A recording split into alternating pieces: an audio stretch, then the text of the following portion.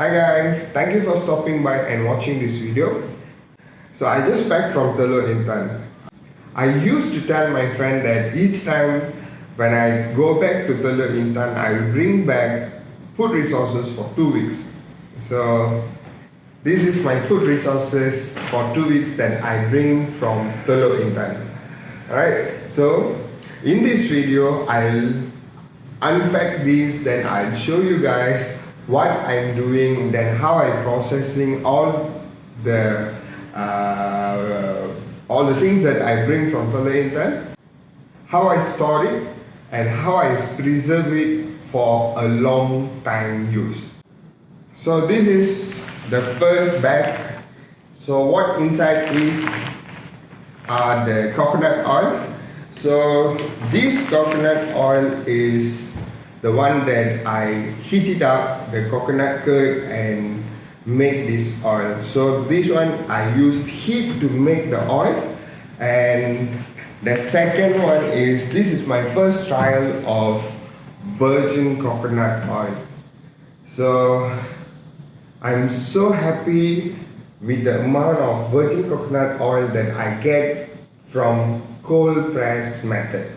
So these two oil I get from my Teluk Intan garden, which I have 4 coconut tree, and each time my mom will collect all the coconut that fell down on the ground. So in this batch I use 60 coconut to make this oil. So look at the amount of oil that I get from 60 coconut, right? So this is cold pressed virgin coconut oil, and this is the normal heat or normal method that my grandma used to make coconut oil. So I need to filter this to make crystal clear oil, and also this one I need to filter as well. This is my 5th time making my own coconut oil. So my 4th batch of making coconut oil, I'll start to filter this. So you can see this is the coconut oil from 3rd batch, which is I never filter, and this is the coconut oil that I filter from my 4th batch. If you can, I guess you can see the difference of the color. So this one is clear and this one is a bit cloudy or something, right? So to filter the oil, I use this. Alright, this is my filtering tool. I use normal drinking water. I cut the top part, then I fill up the down part with cotton. Then this is a normal drinking glass. Right? So I have 2. One is for virgin coconut oil and another one is for the normal oil. Alright, so I want to fill up.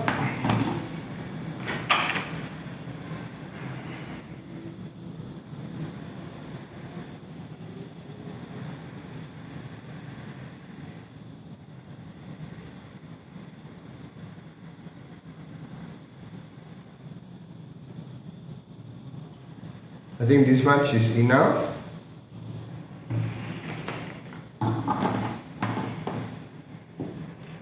So how it works is, this oil will go through this cotton and it will drop down here, and you will get a crystal clear virgin coconut oil.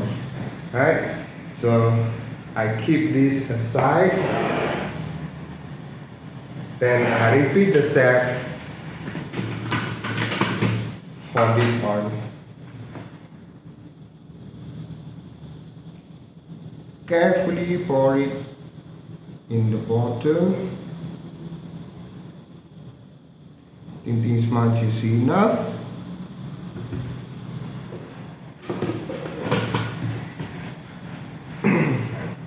Then I put it aside.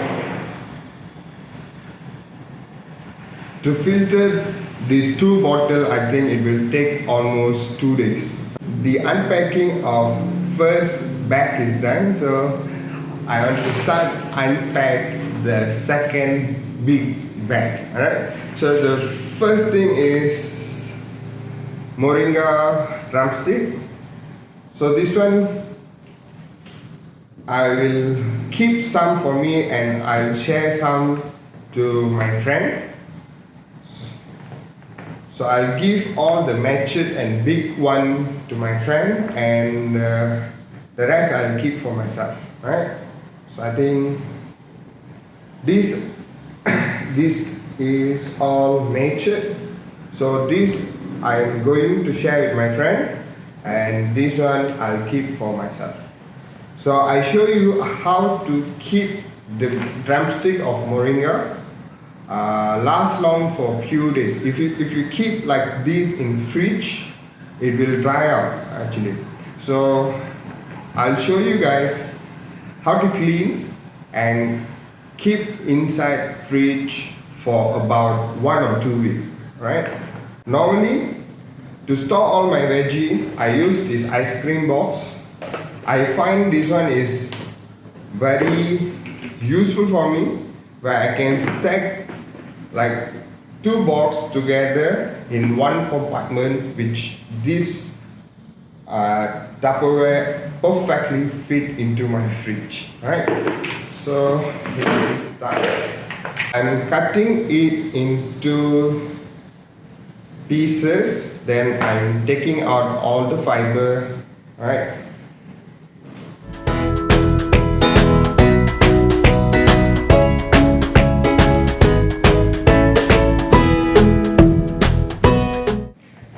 So this one I'll keep inside the fridge, so this will be last long for about 1 to 2 weeks. Right?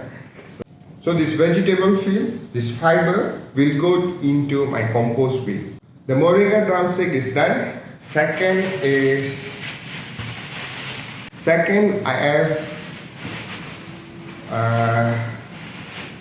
this is moringa flower, and this is moringa leaf.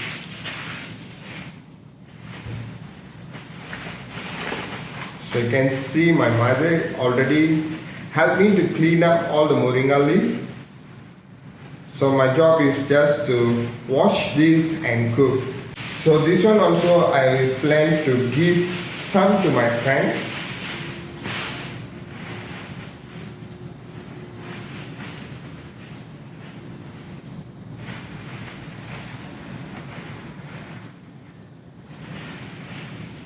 I think this much is enough for them.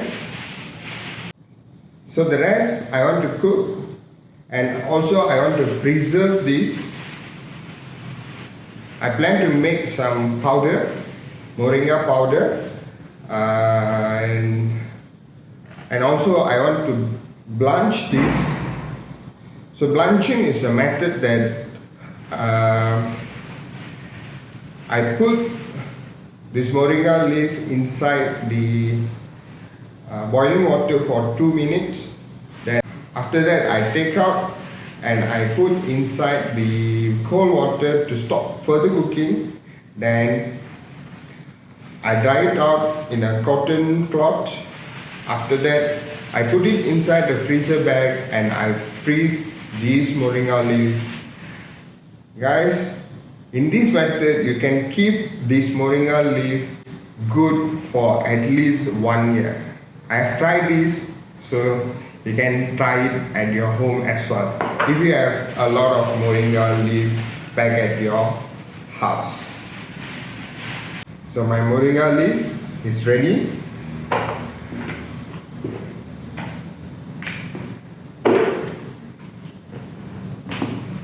Next, I want to unpack the moringa flower.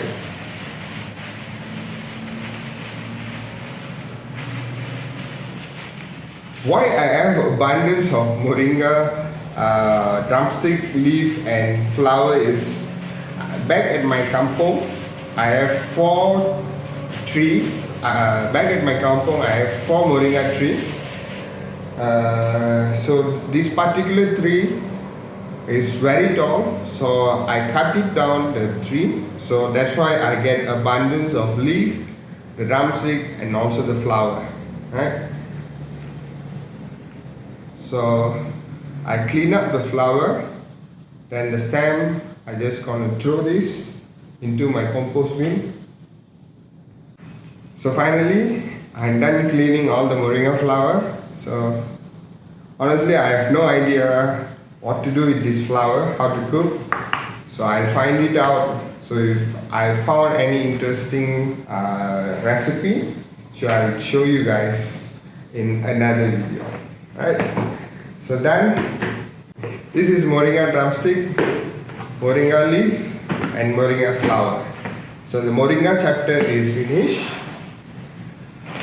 Okay, next. Alright, next this is sweet potato leaf. Yes, we can eat sweet potato leaf. So I want to clean up this and put inside this Tupperware.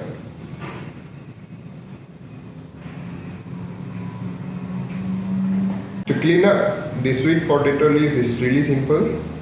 All you have to do is just check whether you have any insect or spider web, and just pinch all the leaf and put it inside the Tupperware. So done cleaning the sweet potato leaf. Complete.